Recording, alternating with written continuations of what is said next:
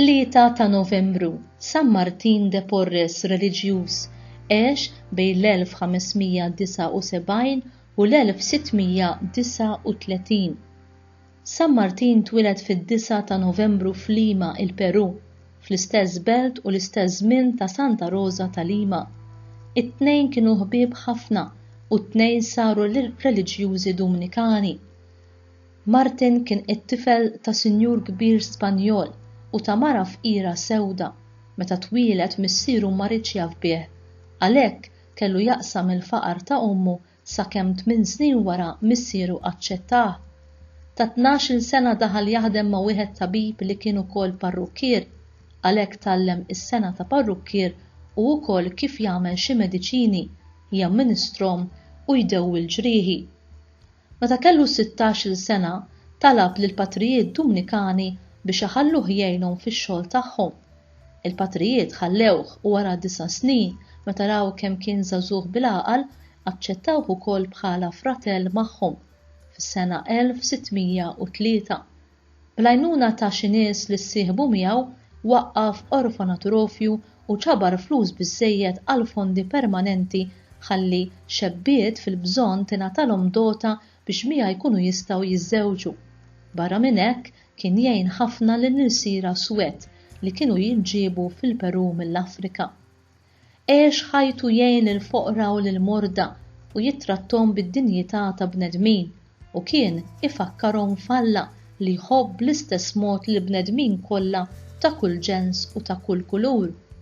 Miet meta kellu 60 sena fil-Kunvent tar-Rożarju Mqaddes ta' Lima fit-3 ta' Novembru tas-sena 1639. Lima kollha bkietu u l-kemniet miet l-akbar ħabib tal-fqar kienu fuqhom kulħadd. Huwa ġie ibbeatifikat mill-Papa Girgor 16 fl-1837 u ikkanonizzat fl-1962 mill-Papa Ġwanni 23.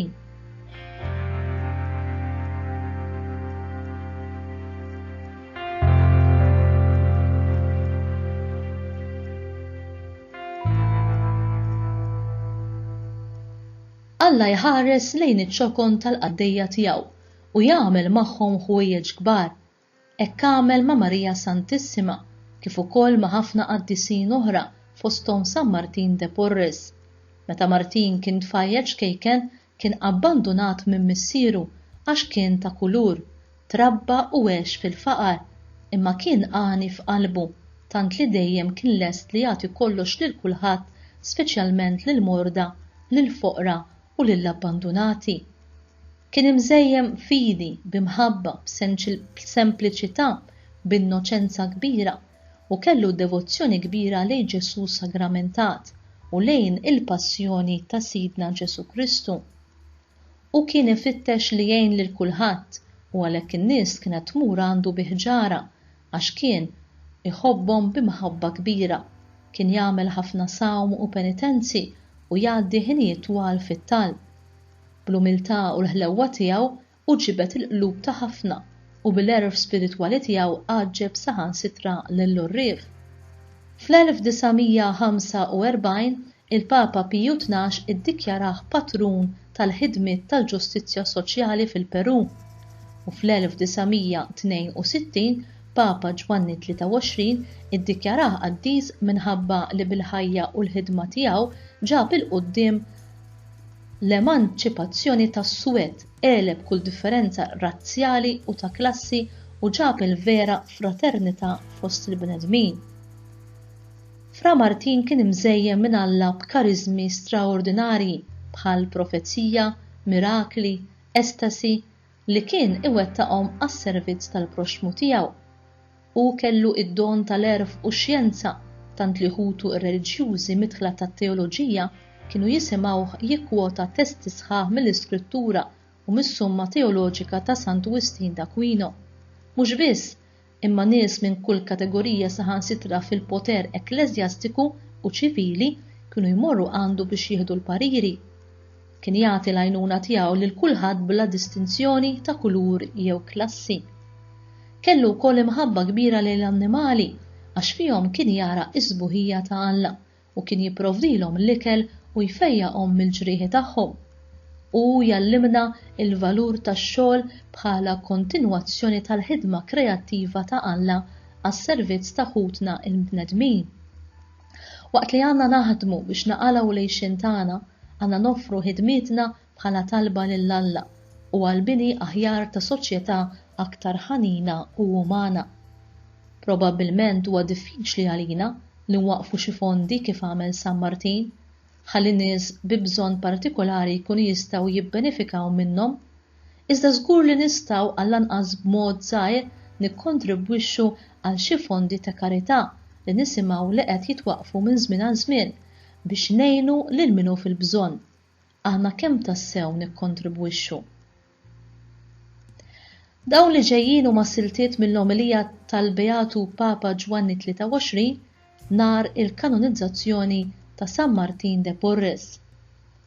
San Martin de Porres bl-eżempju ta' ħajtu jurina li ma hi triq li twassalna għal qdusija u s-salvazzjoni, it-triq li l-mulej stess jurina. Din it-triq hija li tħobb lil Alla fuq kollox b'qalbek kollha, b'ruħek kollha, moħħok kollu u tħobb lil għajrek bħalek innifsek. Meta għaraf li l-Kristu bata għalina u tabba bidnubietna sa fuq is-salib, Martin tqanqal b'imħabba li ma bħala għall-Kristu msalla. U meta kien jikkontempla id-batijiet ħorox li l-mulej ġarrab għalina, ma kienx jista' iżomm id-dmuħ. Kellu wkoll imħabba speċjali għas-sagrament imqaddes tal-Ewkaristija. Kien jgħaddi sigħat sħaħ jadura l-Ġesu moħbi fit-tabernaklu u dejjem kellu xewqa kbira li jirċevih fit-tqarbin. Kien dejjem lest jiskuża n-nuqqasijiet tal-oħrajn u jaħfer l-ar tkasbir. Għaliex kien jidhirlu li jistħoqlu l-akbar kastigi minħabba dnubietu. Kien jagħmel ħiltu biex ireġġa' lura il-ħatjin fit-triq it-tajba, btiba li ma bħala kien idur bil-morda. Kien iqassam ikel, il-bies u mediċini lil foqra, kien jgħin sa fejn jista' b'kull mezz u bħerqa kbira lil-bdiewa, lin-nies ta' kulur u lin-nies ta' razza maħalta li dak iż-żmien kienu ittrattati aħar mill-irsiera u għalhekk kien jistħoqlu li jsejħulu Fra Martin tal-Karità. Dan il-qaddis li bi kliemu u bl-eżempju tal-imġiba tajba tiegħu ġibet ħafna nisan Alla, illum ukoll jista' jerfana b'mod tal-għaġeb ħsibijietna lejn is-sema. Mhux kulħadd jaħasra jifhem dawk il-ħwejjeġ qaddisa, mhux kulħadd jagħtihom ġieħ, anzi tant huma dawk li jħajruhom għal ħażen. Lil dawn il-ħwejjeġ jew ma jistmawhomx, jew idejquhom, jew jitraskurawhom. Jalla l-eżempju ta' San Martin ikun ta' talim għal ħafna biex juruhom it-triq tas-salvazzjoni.